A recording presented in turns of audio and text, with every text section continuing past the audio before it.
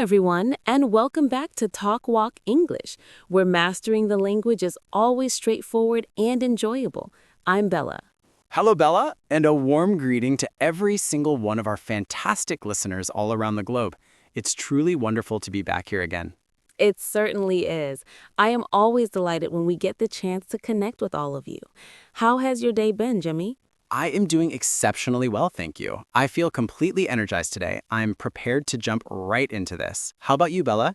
I'm great, thanks.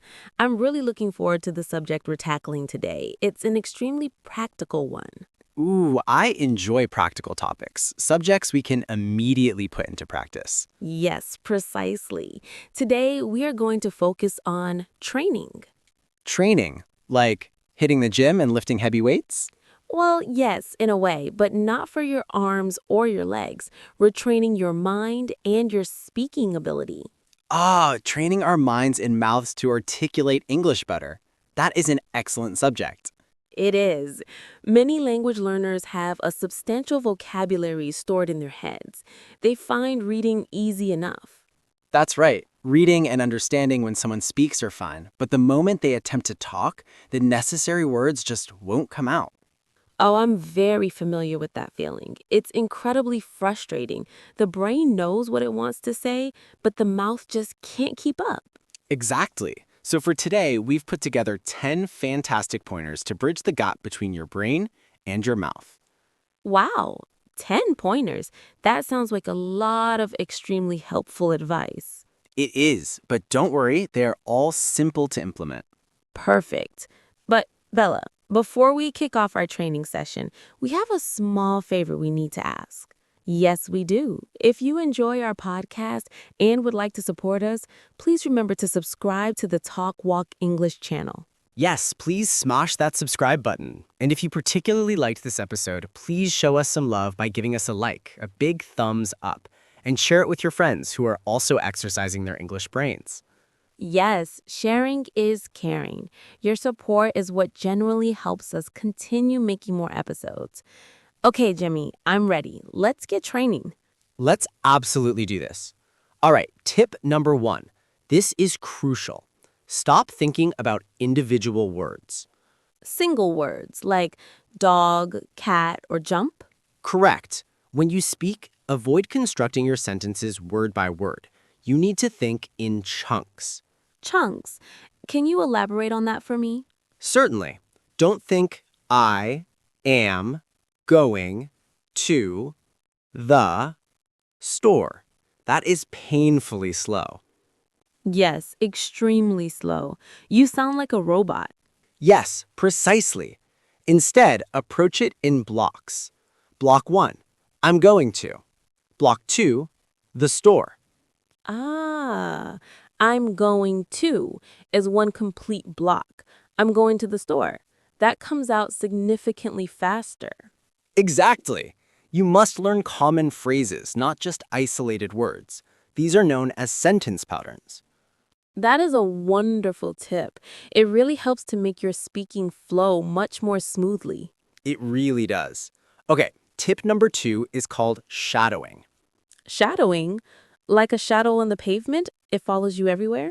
Yes, you need to follow a native speaker. You need to be a total copycat. A copycat? I used to do that to my little brother when I was younger. Well, now you'll do it with English speakers. Listen to a podcast or watch a clip and mimic exactly what they say, and do it immediately after they've said it. Yes, but wait, don't just mimic the words alone. No? What else then? Copy the song of their voice, the cadence. Where do they raise their pitch? Where does it drop? When do they take a breath? The melody of the language. That is so vital for achieving a natural sound. It is. The important thing is not only what you say, but how you deliver it. Okay, I'll make sure to be a dedicated shadow. What's the third tip? Tip number 3 is something that can be a little daunting for some people. Oh no, daunting. Just a little. You need to record your own voice. Record my voice? Using my phone? Yes, practically all phones have a voice recording feature. But, Bella, I truly dislike listening to my own voice. It always sounds so strange to me. I understand. Everyone feels that way, even I do, but it provides immense benefit. How does it actually help, though? When you listen to your recording, you can clearly hear your own missteps. You can then contrast your voice with that of a native speaker. Ah, I see. I can effectively audit whether my music is playing correctly. Precisely. It is the most effective way to hear the honest truth about your speaking ability. Okay, I promise to be brave. I will record myself. Excellent job, Jimmy. Tip number 4 centers around repetition. Doing the same action over and over again? Yes, to achieve that automatic fluency, you must repeat the same pattern of words many, many times. Like a tennis player continually practicing the exact same serve. Yes, exactly. Pick a useful phrase. For instance, would you like some? Okay, would you like some? Now, complete the sentence rapidly with different nouns. Are you ready? Coffee, Would you like some coffee? water, Would you like some water? help. Would you like some help? See, your mouth gets conditioned to the pattern. Would you like some becomes automatic. Wow, that is a fantastic drill. It feels very rapid. It is. Okay, tip number 5 is related to tip number 1. Use chunks, Chunks. large pieces of language. Yes, memorize large, ready-made phrases. We use them constantly. Such as what? Things like, at the end of the day, or I was wondering if, or do you mind if I? Ah, these are long phrases, but we utter them extremely quickly. Yes. If you learn these larger chunks, you bypass the need to analyze the grammar. You simply say the chunk. Do you mind if I? That is a useful chunk. It sounds extremely polite. It is. Okay, tip number 6 is the real gym workout component. You need to train your mouth muscles. My mouth muscles? Yes, your mouth, your tongue, your lips. English has quite a few challenging sounds. Oh, I know. The th sound is genuinely difficult for many people to produce. It is the th. You must place your tongue right between your teeth. Th, think, that. Think. That. It feels silly. It does feel silly, but you absolutely need to train your tongue to execute it. And the American R sound. Red. Car. Yes, you must practice these sounds just like you would practice at a physical gym, 5 minutes every single day. Only 5 minutes? Yes, do your mouth exercises in the shower. My family is definitely going to think I've lost my mind. Perhaps, but your English pronunciation will be absolutely superb. Okay, mouth gym in the shower. I've got it. Tip number 7 is one of my personal favorites. Begin thinking in English. Thinking in English? But I reside in a country where we do not speak English day to day. That's completely fine. You can do this by yourself, entirely inside your own head. Where do I even begin? Narrate your daily life. When you are engaged in an activity, articulate it in English in your mind. Like a running story about my day? Yes. For example, when you are preparing your breakfast, think, now I am making coffee. I am pouring the water. Where is the milk? Ah, here is the milk. Ah, simple statements about genuine actions. Yes, it forms a direct connection between the English language and your authentic daily life. I really like that idea. It transforms dull moments into valuable English practice sessions. Exactly. Tip number 8 is vital for unblocking your mind. Stop translating. Oh, this is the most challenging one for me. Whenever I want to speak, I always think in my native language first, and then I convert it into English. I know it feels instinctual, but it drastically slows you down. So what should I do when a word completely escapes me? Paraphrase. Paraphrase. What precisely does that mean? It means simply expressing the idea in an alternate way. If I forget the word, I shouldn't halt the conversation. I should just describe what I mean. Yes. For instance, if you can't recall the word umbrella, do not stop speaking. Okay, I could say, it's the item we use when it rains. You hold it over your head. Perfect. That is fantastic communication.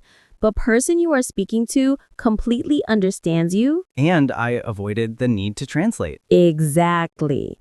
Do not allow a single missing word to bring your entire conversation to a standstill. That is a very liberating tip. It helps me feel significantly less anxious. Good. Okay.